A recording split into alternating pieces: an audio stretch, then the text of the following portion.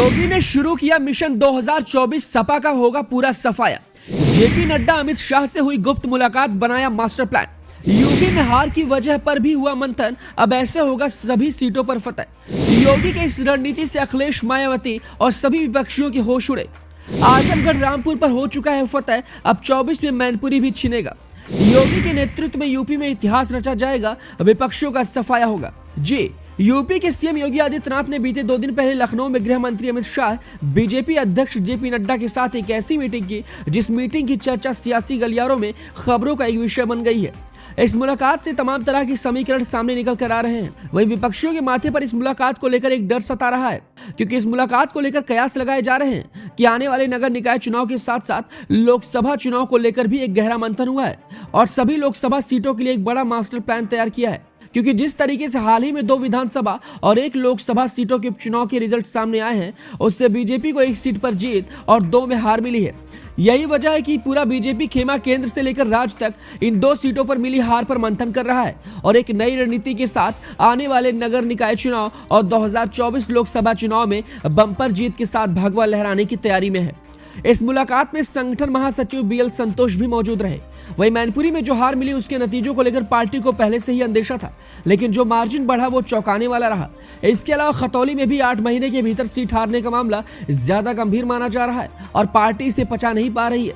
वहीं पार्टी रामपुर की जीत को काफी अहम मान रही है और आने वाले समय में काफी ज्यादा मजबूती भी मिलेगी, क्योंकि एक एक करके जिस तरीके से सपा के गढ़ को बीजेपी कब्जा करने में लगी हुई है, उससे ये नजर आ रहा है कि आने वाले 2024 लोकसभा चुनाव में अखिलेश की बची हुई कुछ सीटों पर भी सफाया करने के मूड में है। और बीजेपी को यकीन भी है कि जनता जिस तरीके से आजमगढ़ रामपुर में समर्थन दिया है, उसी तरीके से मुख्य चुनाव 2024 में भी वहां की जनता पूरा साथ देगी। कमाल की बात तो यह है कि जिस सपा के गढ़ को लोग चुनौती समझ रहे थे, वहां की दोनों सीटों पर बीजेपी ने अपना झंडा गाड़ा। इससे साबित हो गया कि बीजेपी 2024 में यूपी में कुछ बड़ा करने वाली है। फिलहाल बीजेपी ने रामपुर और आजमगढ़ सीट तो अपने नाम कर ली। अब यूपी में सपा के पास सिर्फ नेताजी का गढ़ मैनपुरी और मुरादाबाद सीट बचा हुआ है। वहीं बसपा की बात की जाए तो लोकसभा चुनाव में अखिलेश से बेहतर रिजल्ट मायावती का रहा, जहां इस वक्त उत्तर प्रदेश में बसपा के पास 10 लोकसभा सीटें हैं। लेकिन जिस तरीके से बसपा का ग्राफ हाल ही में संपन्न हुए विधानसभा चुनाव में गिरा है, उससे तो ये तय है कि बसपा की 10 सीटें भी बीजेपी छीनने में सफल हो जाएगी।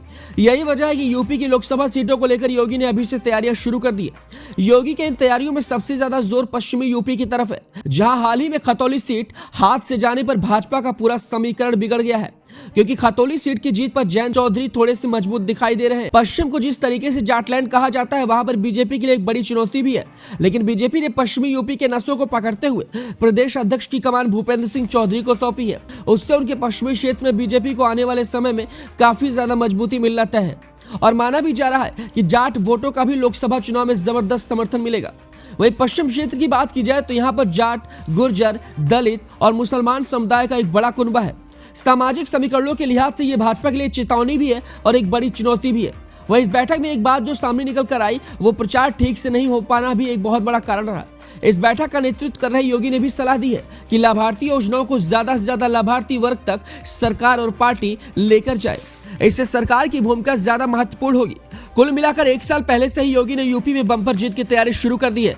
वहीं केंद्र की मोदी सरकार को भी यकीन है कि योगी अकेले ही अपने दम पर स्टार प्रचारक के रूप में पश्चिम और पूर्वांचल में सभी सीटों पर प्रचंड जीत दिलवाएंगे। वहीं आपको बता दें कि देश की गद्दी पर कौन बैठेगा, इसकी भी भूमिका यूपी की लोकसभा सीटों के रिजल्ट से लगभग 40% तक तय हो जाती है।